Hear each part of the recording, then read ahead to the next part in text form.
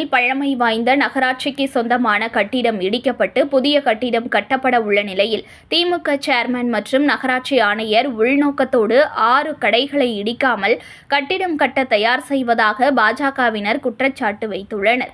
உரிய நடவடிக்கை எடுக்க வலியுறுத்தி ஆன்லைன் மூலம் புகார் மனு அளித்தனர்.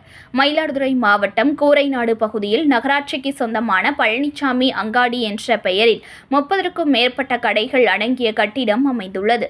இக்கட்டிடம் மிகவும் பழுதடைந்ததால் இடித்து புதிதாக கட்டிடம் கட்டுவதற்கு அரசு தரப்பில் ஒப்புதல் அளிக்கப்பட்டது. மேலும் கலைஞர் நகர்ப்புற மேம்பாட்டு திட்டத்தின் கீழ் 2024-2025 புதிய கட்டிடம் கட்டும் பணிகள் மேற்கொள்ளப்பட உள்ளது. இதனிடையே அக்கட்டிடத்தில் 6 கடைகளை மட்டும் அகற்றாமல் இடிக்கும் நடவடிக்கையை நகராட்சி நிர்வாகம் மேற்கொள்ள இருப்பதாக பாஜகவினர் குற்றம் சாட்டியுள்ளனர்.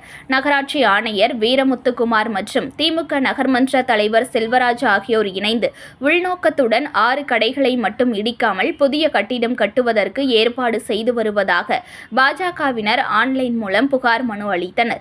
தொடர்ந்து அனைத்து கட்டிடங்களையும் இடித்து பொதுமக்கள் மற்றும் வியாபாரிகள் பயன்பெறும் வகையில் புதிய கட்டிடம் கட்ட வேண்டும் என பாஜக மாவட்ட துணைத் தலைவர் மோடிகண்ணன் தலைமையில் மாவட்ட ஆட்சியர், நகராட்சி நிர்வாக ஆணையர் மற்றும் மயிலாடுதுறை நகராட்சி ஆணையருக்கு மனு அளித்தனர். மேலும் முறைப்படி அங்குள்ள அனைத்து கடைகளையும் இடித்து புதிய கட்டிடம் கட்ட வேண்டும் எனவும் உரிய நடவடிக்கை எடுக்காவிட்டால் நீதிமன்றத்தில் வழக்கு தொடரப்படும் எனவும் அம்மனுவில் தெரிவித்துள்ளனர்.